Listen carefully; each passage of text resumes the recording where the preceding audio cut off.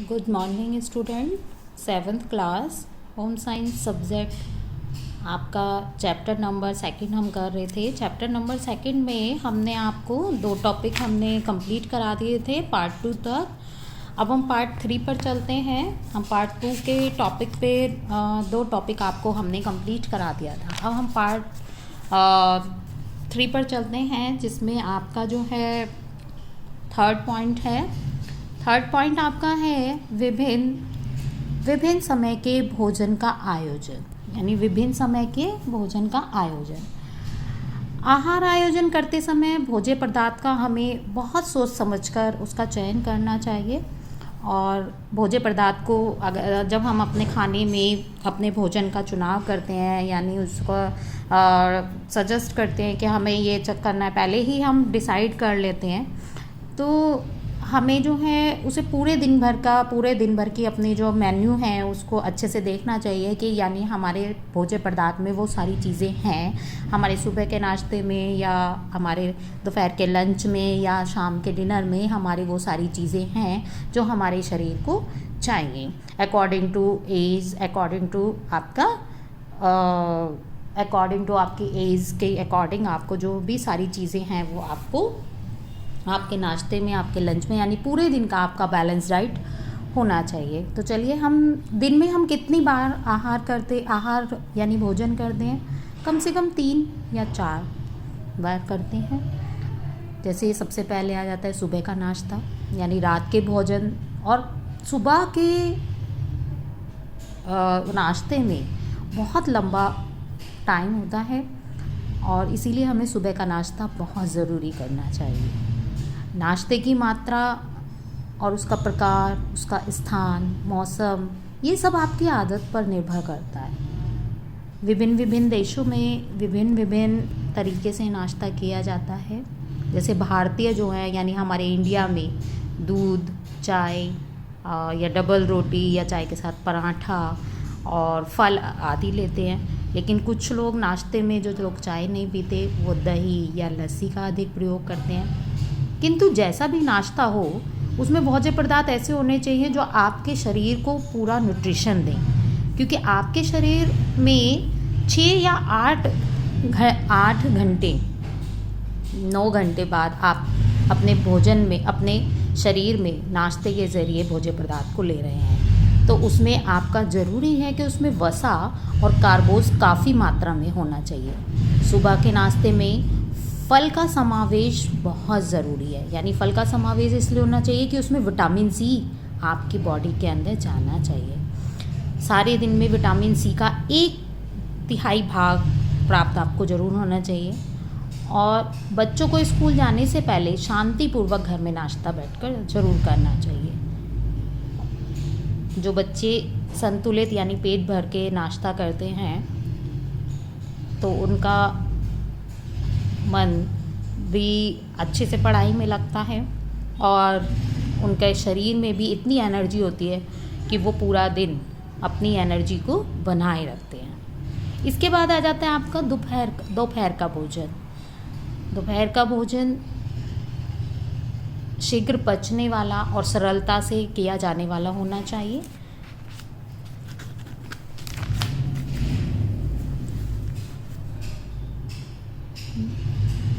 आपकी मदर जो भी खाना बनाती हैं, उसमें सारी चीज़ों का ध्यान रखना चाहिए कि आपकी थाली में एक बैलेंस आहार होना चाहिए, जिसमें आपकी सब्ज़ी, रोटी, दही, दाल और सैलेड ज़रूर होना चाहिए, जिससे सभी प्रकार के पौष्टिक तत्व आपके शरीर को मिल सके। भोजन को संतुलित बनाए रखने के लिए शरीर की आवश्यकता का 1/3 भाग दोपहर के भोजन का होता है। और हमें मौसम के फलस्वरूप ही हमें फल और सब्जियां लेनी चाहिए। हरी सब्जियां ज़रूर आपके उसमें होनी चाहिए, जैसे मूली, गाजर, टमाटर, ये सब आपके सलाद में होने चाहिए। यदि फल व सब्जियां बिना काटे आप उनको, पौष्टिक तत्व नष्ट नहीं होने चाहिए। बच्चों को सदैव स्कूल में खाने के लिए टिफ़िन में छुट्टी के समय, यानी बच्चों को भूख लगती है तो टिफ़िन नहीं ले जाते तो बाज़ार से गंदी संदी चीज़ लेके खाते हैं, और जो भूखे रहते हैं उनका मन पढ़ाई में नहीं लगता है। तो इसीलिए आपको अपने टिफ़िन में भी हल्का फुल्का लंच यानी कुछ भी, एक ब्रेड या सैंडविच या पराठा या रोटी सब्ज़ी आपके टिफ़िन में होनी चाहिए। और ऐसे ही दोपहर के भोजन में आपके रोटी सब्ज़ी दाल और सैलेड ज़रूर होना चाहिए। उसके बाद हम बात करते हैं शाम के नाश्ते की। शाम को जब लोग थके आते हैं या शाम का नाश्ता जो होता है, मोस्टली घरों में क्या होता है कि 3-4 बजे 4 से 5 के बीच में शाम के नाश्ते में बिस्किट, बड़े लोग बिस्किट चाय वगैरह लेते हैं। और बच्चों के लिए उस टाइम आपको 1 गिलास दूध या आपको 1 गिलास जूस बहुत ज़रूरी लेना है। तो इसीलिए दूध से बनी कुछ भी चीज़ें या मीठी नमकीन चीज़ें आपकी इच्छा अनुसार कोई भी फल भी हो सकता है। इसके बाद आता है रात्रि का भोजन। रात्रि का भोजन हम सारे दिन के भोजन से अधिक आराम से शांतिमय वातावरण में खाया जाता है, क्योंकि इस समय किसी को भी इधर उधर जाने की जल्दी नहीं रहती और परिवार के सभी सदस्य एक साथ मिलकर घर में खाना खाते हैं। कुछ भी खाद्य पदार्थ जो होते हैं हमें रात में बहुत हल्का खाना खाना चाहिए, जैसे चपाती, चावल, दाल और रसेदार सब्ज़ी या सूखी सब्ज़ी हमें रात्रि के भोजन में लेनी चाहिए। रात के भोजन में हमें जो भी हम अपने खाने में चीज़ें लेते हैं वो थोड़ा कम क्वांटिटी में और थोड़ा सादगी में, या ऐसा खाना होना चाहिए जो आराम से आपका पच जाए, यानी खाना डाइजेस्ट हो जाए। यहाँ पर हमने तीसरा टॉपिक कंप्लीट कर लिया है। इसके बाद हम चलते हैं खाद्य सामग्री, 4th पॉइंट, खाद्य सामग्री कब और कहाँ से खरीदें। ये बहुत ज़रूरी रखता है। जब हम आहार का आयोजन करते हैं तो हमें पता होना चाहिए कि खाद्य सामग्री यानी खाना बनाने वाली सामग्री कब और कहाँ से खरीदें। आहार योजना को बनाने के पश्चात भोजन पकाने के लिए सामग्रियों की ज़रूरत होती है, और हमें ये सब कौन डिसाइड करता है, कौन देखता है? ये परिवार की मुख्य है, यानी आपकी मदर और माता पिता देखते हैं कि परिवार में कितनी आय है, यानी इनकम कितनी है, आपके पास कितने पैसे हैं कि उसमें आपके पूरे मंथ का खाने का खर्चा, बाकी चीज़ों का खर्चा जो निकल जाए। अब हमें उसी खर्चे में, हमें उसी अमाउंट में देखना है कि घर में इतना पैसा, इतना अमाउंट जो है वो पूरे महीने में राशन पर खर्च होता है, तो इतने में हमें कहाँ से अपना सामान खरीदना चाहिए और हमें खरीदते समय किन किन बातों का ध्यान रखना चाहिए, तो उसके बारे में हम थोड़ा आपको बताएंगे। इस टॉपिक में खाद्य सामग्री खरीदते समय हमें निम्नलिखित बातों का ध्यान रखना बहुत ज़रूरी है। सबसे पहला फर्स्ट पॉइंट है आपका बाज़ार का चुनाव, यानी कैसी मार्केट का चुनाव करें। आप अपने आय के अकॉर्डिंग चुनाव करेंगे तो परिवार की आवश्यकता और सुविधा और पसंद और खाद्य पदार्थ के किस्म के अनुसार बाज़ार का चुनाव करना बहुत ज़रूरी है कि हम कहाँ सी मार्केट से, कहाँ से हम चीज़ों को अपनी आवश्यकता अनुसार उन्हें ले सकते हैं। तो बाज़ार के चुनाव में आवश्यकता सबसे फर्स्ट है, आवश्यकता के खाद्य पदार्थ उपलब्ध हों। मतलब आप एक मार्केट में जाएं तो वहीं पर ही आपकी सारी ज़रूरत की चीज़ें मिल जाएं। ये ना हो कि आपको एक मार्केट में जा रहे हैं, वहाँ कुछ सामान मिल रहा है, फिर दूसरी मार्केट में जा रहे हैं तो दूसरी मार्केट में जाने के लिए आपको जो है रिक्शा करना पड़ रहा है, तो उसके लिए पैसे खर्च हो रहे हैं। तो ऐसी मार्केट आप देखें जहाँ पर आपके किचन की, आपके रसोई घर की, आपके खाद्य सामग्री की सारी ज़रूरत की चीज़ें आपके अनुसार मिल जाएं। चुनाव करने की गुंजाइश हो, जहाँ पर वैरायटी ज़्यादा हो, ऐसी शॉप, ऐसी बाज़ार आपको देखना चाहिए। उपलब्ध वस्तुएं साफ़ और स्वस्थ हों और सुरक्षित हों। आपको ये ज़रूर देखना चाहिए जहाँ भी मार्केट, आप जिस भी मार्केट से अपने घर का सामान ले रहे हैं, खाद्य पदार्थ ले रहे हैं, वो मार्केट में साफ़ है, वहाँ पर जो है साफ़ सफाई का ध्यान रखा जाता है, चीज़ें जो हैं वो गंदी नहीं हैं, ये चीज़ें आपको देखनी चाहिए। उपभोक्ता को क्रय करने के स्वतंत्रता और उस पर किसी प्रकार का दबाव ना डाला जाए। यानी आप बहुत जैसे मार्केट हो गई, मॉल हो गया, तो वहाँ पर आप देख सकते हैं कि आपने मॉल हो गया तो वहाँ पर आप उनका प्राइस अपने आप देख सकते हैं कि इतने प्राइस में इतने ग्राम की चीज़ें हैं, ये आपके बजट के अंदर है या नहीं है, आप इसको ले सकते हैं नहीं ले सकते हैं। तो आपको वहाँ अपने अनुसार आप उस चीज़ के सारे देख भी सकते हैं कि इसकी जानकारी ले सकते हैं, उसमें पढ़ सकते हैं आप। नेक्स्ट आ जाता है उपभोक्ता को खाद्य सामग्री उचित मूल्य पर प्राप्त हो, है ना। तो आप देख सकते हैं अगर कुछ चीज़ आपको अपने बजट के हिसाब से आपको देखना चाहिए कि हमें यह खाद्य सामग्री हमारे बजट के अकॉर्डिंग है और हमें यहाँ से लेनी है। नेक्स्ट है विक्रेता नर्म और उपभोक्ता की खरीदारी में पूर्ण सहयोग दे। हम खाद्य पदार्थ अपनी आवश्यकता के अनुसार फेरी वाले से भी ले सकते हैं, पटरी वाले से भी फुटपाथ पे ले सकते हैं, दुकानों से ले सकते हैं, थोक के बाज़ारों से भी ले सकते हैं, सुपरमार्केट से ले सकते हैं, स्टोर से ले सकते हैं। जहाँ से संभव हो आप स्वयं खरीदें, क्योंकि नौकर द्वारा या किसी और के ज़रिए या टेलीफोन के ज़रिए या ऑनलाइन के ज़रिए अगर आप खाद्य पदार्थ खरीदते हैं तो वो आपको महंगी और किस्म में भी आपको पता नहीं, क्वालिटी में भी नहीं पता कि वो घटिया किस्म की आ जाए, तथा उसका भार तोल भी उसका कम ही होगा। तो इसीलिए आप अपने अकॉर्डिंग ही उसका चुनाव देखें, आप बाज़ार का चुनाव करें और अपने सामने ही चीज़ों को अपने मुताबिक, अपने आवश्यकता मुताबिक आप खरीदें।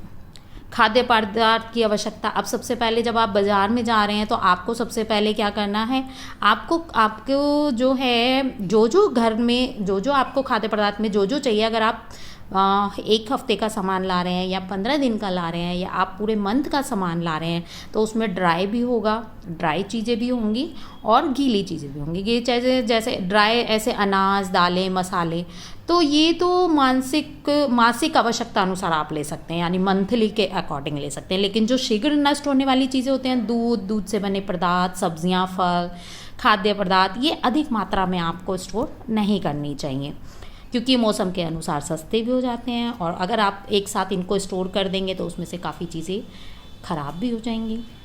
नेक्स्ट आ जाता है क्रय सूची। खाद्य पदार्थ की खरीदारी से पहले आहार योजना के आधार पर क्रय सूची बनानी आवश्यक है, क्योंकि क्रय सूची हम पहले ही उसकी एक लिस्ट बना लें तो हम अपने बजट के अनुसार हम उन चीज़ों को खरीद सकते हैं और आवश्यकता अनुसार भी खरीद सकते हैं। खाद्य पदार्थ कभी भी इतनी जल्दी उतावली में नहीं खरीदनी चाहिए, क्योंकि ऐसा करने से न केवल महंगे मिलते हैं बल्कि जो है घटिया किस्म के भी होते हैं। तो क्रय सूची बनाते समय हमें इस बात का ध्यान रखना चाहिए कि खाद्य पदार्थ ना मिलने पर कौन सा दूसरा खाद्य पदार्थ हम खरीद सकें। नेक्स्ट आ जाता है इसमें विभिन्न खाद्य पदार्थों का चुनाव। अब विभिन्न खाद्य पदार्थ जैसे खरीदते समय आपको कुछ बातों का ध्यान रखना बहुत ज़रूरी है। सबसे पहले आ जाता है अनाज व दालें। तो अनाज जो खरीदते हैं हम, दालें खरीदते हैं, या तो वो बिल्कुल आप पैकेट में ख़रीदें, उसको उस पर एग मार्क देख कर ख़रीदें। और दूसरा, अगर आपके बजट के अनुसार आप उसको खुला ले रहे हैं तो उसके दाने जो हैं वो साफ़ होने चाहिए। अनाज या दालों के दाने साफ़ होने चाहिए, चमकदार होने चाहिए, कोई कीड़ा नहीं लगा होना चाहिए, उसमें रेत, मिट्टी, पत्थर आदि नहीं होने चाहिए। तो ख़रीदने से पहले आप अनाज को 2-4 दाने उसमें से लेकर आप उसको चबाकर भी देख सकते हैं कि स्वाद में मीठा है या कड़वा है या इसमें नमी बनी हुई है ना। तो और ख़रीदने से पहले हम इस चीज़ को चेक करके हम अपनी जो है अपने बजट में अपनी सूझबूझ से हम अच्छी चीज़ें खरीद सकते हैं, हम ख़राब सामान नहीं खरीद सकते। सेकंड आता है आपका मिर्च मसाले। जहाँ संभव हो साबुत मिर्च मसाले खरीद कर पिसवा लें घर में तो वो बहुत अच्छा रहेगा, क्योंकि इसमें ना तो कोई मिलावट होती है और अपनी आँखों के सामने आपको बिल्कुल एकदम प्योर चीज़ मिल जाती है। यदि पिसे हुए मसाले खरीदें तो कोई कंपनी या एग मार्क का ही खरीदें और किसी विश्वास वाली दुकान से ही खरीदें या सुपरमार्केट से खरीदें। नेक्स्ट है सूखे मेवे यानी ड्राई फ्रूट्स। इनको खरीदते समय इनकी गिरी को देख लें कि कोई कीड़ा फफूंदी नमी तो नहीं लगी हुई, उनको तोड़ के देखें या उनको सूंघ के देखें कि कोई विषैली पदार्थ उसमें स्मेल नहीं आ रही। तो आपको सूखे मेवे ऐसे लेने चाहिए या फिर किसी अब तो बहुत पैकेट के कंपनियों के आते हैं। नेक्स्ट है चीनी, चाय, कॉफ़ी और तेल। ये चीनी के दाने साफ़ और बड़े चमकदार होने चाहिए, गंदगी नहीं होनी चाहिए। और चाय, कॉफ़ी, घी, तेल आप सदैव डिब्बा बंद या बॉटल बंद और ब्रांडेड ही लें, कंपनी का लें, जो अच्छी कंपनी का है वो लें, क्योंकि खुली हुई चीज़ों में मिलावट आती है। कोशिश करें कि आप हमेशा डिब्बा बंद यानी पैकेट वाली ही चीज़ें खरीदें। नेक्स्ट आ जाते हैं फल व सब्जी। फल व सब्जी के लिए तो आप फल या सब्ज़ी 1 या 2 दिन तक स्टोर कर सकते हैं, लेकिन उसमें आपको मार्केट जाना पड़ेगा। मार्केट में देखना पड़ेगा कि जब आप आलू, प्याज, गाजर, मूली ये चीज़ें खरीद रहे हैं तो ये देखना पड़ेगा कि ये झुर्रीदार ना हो, पिलपिली ना हो। और जड़ वाली सब्जियां खरीदते समय इन चीज़ों का ध्यान रखना है कि ये कीड़े ना लगे हों, और आलू और शकरकंदी इन पे अंकुरण ना निकले हों, या प्याज जो है हरी ना हो गई हो। और हरी पत्तेदार जब सब्जियां खरीदनी हैं तो उसमें पालक, सरसों, मेथी और धनिया, पत्ता गोभी आदि के पत्ते चमकीले, गहरे, चिकने, साफ और कड़क होने चाहिए। मुरझाए हुए कीड़े के पत्ते नहीं होने चाहिए, पीले पत्ते नहीं होने चाहिए। नहीं तो ये जब हम ये सब्जियां, फल अगर हम खरीदते हैं, इस तरीके के हम खरीदते हैं और हम इनको खाते हैं तो ये आपके शरीर पर बहुत दुष्प्रभाव डालते हैं, जिससे हमें कई रोग लग जाते हैं। और अन्य सब्जियां हुई जैसे टमाटर, खीरा, भिंडी, ये देखनी चाहिए कि चमकीली हैं, साफ़ हैं और सूखी हुई हैं नहीं हैं, मुरझाई हुई नहीं है। थोड़ा सा दबी हुई दाग धब्बे वाली कीड़े लगी सब्जियां आप ना खरीदें। फल जो हैं वो कड़े हों, ठोस हों और भारी हों। ज़्यादा पके हुए फल भी ना लें, क्योंकि ज़्यादा पके हुए फल भी अंदर से ख़राब व फफूंदी सड़े हुए निकलते हैं। तो आपको इन बातों का ध्यान रखना चाहिए। अब दूध से बनी हुई चीज़ें आप अगर ख़रीदने जा रहे हैं, दूध मोस्टली पैकेट वाला ही लें। दूध में जो है दूध का रंग जो है बहुत सफ़ेद या हल्का नीला नहीं होना चाहिए। बहुत ज़्यादा सफ़ेद में क्या होता है कि उसमें अरारोट या स्टार्च मिला देते हैं। और पनीर और ताज़ा सफ़ेद रंग का होना चाहिए। मक्खन आप बिल्कुल कंपनी एगमार्क का लिखा वो ही लें। नेक्स्ट आ जाता है पशुजन्य मांसाहारी पदार्थ, जैसे मांस, मछली, मुर्गा, अंडा आदि आवश्यकता अनुसार ताज़े ही खरीदने चाहिए। ताज़ा मांस छूकर देखें कि वह चिकना है, चमकीला है, उसमें चर्बी सफ़ेद रंग की है, पीले रंग की नहीं, ठोस व पर्याप्त मात्रा में होनी चाहिए। ऐसे ही आपको जब मछली देख रहे हैं तो मछली उसको देखना चाहिए, जबड़ा उसका चमकदार होना चाहिए, लाल रंग का होना चाहिए, और मांस जो है उसका लचीला होना चाहिए। उसकी आँखें जो हैं चमकदार व स्पष्ट होनी चाहिए। उसे दबा कर देखें, दबा के देखेंगे आप जैसे ही वो दब रही है तो इसका मतलब वो बहुत फ्रेश है। ताज़े अंडे का छिलका साफ़ होना चाहिए, ऊपरी वायु का भाग का और अंडे का पीला भाग बीचों बीच होना चाहिए। वो आप कैसे देखोगे, आप इस अंडे को आप एक बल्ब की रोशनी में, लेकिन दुकान से, शॉप से लाके भी आप घर में चेक कर सकते हैं आप घर में, तो उसको बल्ब की रोशनी में देखेंगे तो जो उसका पीला भाग है वो अंडे के बीच में होना चाहिए। या आप उसको अंडे को एक इस तरह से भी चेक कर सकते हैं। आप पानी में भगोने में, एक पतीले में पानी लीजिए और उसको भर दीजिए, उस पर एक एक करके अंडा जो है उसमें धीरे धीरे छोड़िए। अब खराब जो अंडा होगा वो ऊपर आ जाएगा और जो सही अंडा होगा वो नीचे बैठ जाएगा। ये आपके अंडे की पहचान है। आप उसको फिर चेंज कर आइए, बदल आइए दुकान से। तो यहाँ हमारा जो है 4th टॉपिक कंप्लीट होता है और मैं उम्मीद करती हूँ आपको ये दोनों टॉपिक इस चैप्टर के समझ आए होंगे। जहाँ नहीं समझ में आए आप प्लीज़ मुझसे कभी भी कॉल या मैसेज से आप मुझसे पूछ सकते हैं। Thank you very much.